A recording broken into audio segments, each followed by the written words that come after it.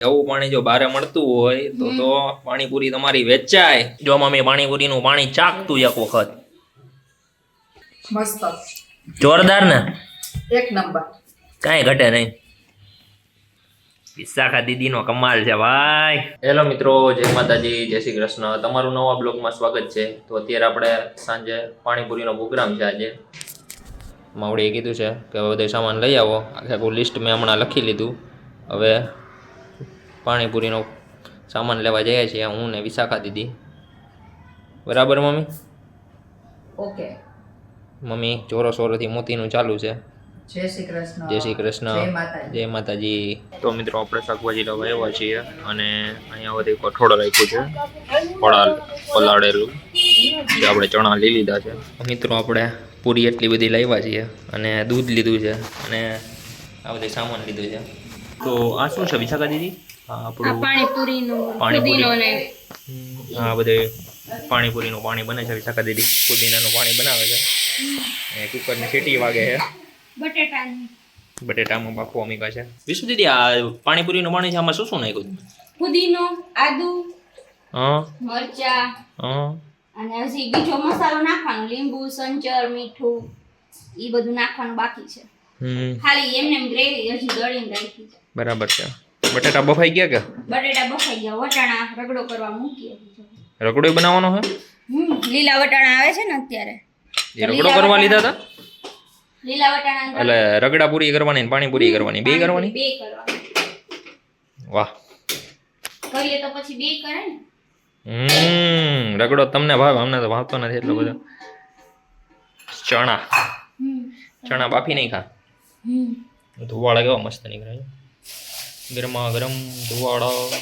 તો અહીંયા પાણી વિશાખા દીદી હલાવવા માંડ્યા છે. શું બની ગયું કે હજી બાકી છે? હજી લીંબુ નહીં નાખવાનું બાકી છે. હજી લીંબુ બાકી. પાછી બસ પછી લીંબુ, મીઠું, સંચર એ બધું નાખીને ઠંડુ ઠંડુ પાણી, મસ્ત ઠંડુ પાણી.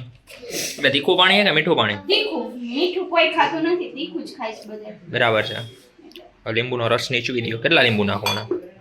3-4 નાખવા પડે. 3-4 લીંબુ. ખટાશ જોઈએ ને. લીંબુ આમાં નાખી દે એટલે પાણી આપણું કમ્પ્લીટ. તો શું વિશુ દીદી, આ બાર જેવું જ પાણી બનશે કે એનાથી સારું બનશે? મસ્ત. એક તો ફિલ્ટર ફિલ્ટર પાણી આપણે નાખીએ અને બધું મસાલે સરસ નાખીએ, એના કરતાંય સરસ બનશે. જો ભટ પણ સરસ થી. જો તમને કેમ એટલો વિશ્વાસ છે કે સારું જ બનશે? બસ અમારે ઘરે અમે કાયમ બનાવતા હોય, ભાવતું હોય તો એમ કહીએ ને. સીટી વાઈક થઈ છે. સીટી બંધ થાને ભાઈ, સીટી ને કે જો ચાખી જો. ત્યાં ચખાડો જી. જોરદાર છે વિશાખા દીદી, જોરદાર. તો પછી બાર કરતાંય સરસ બને. કઈ ઘટે નહીં.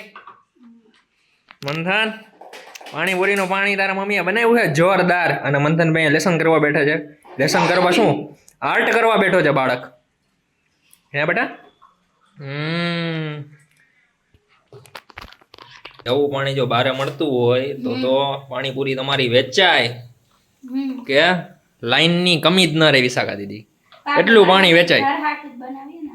બાર એ લોકો બધું ગંદારું નાખતા હોય પાણી. મારા મમ્મીને ચખાડો જી જરીક.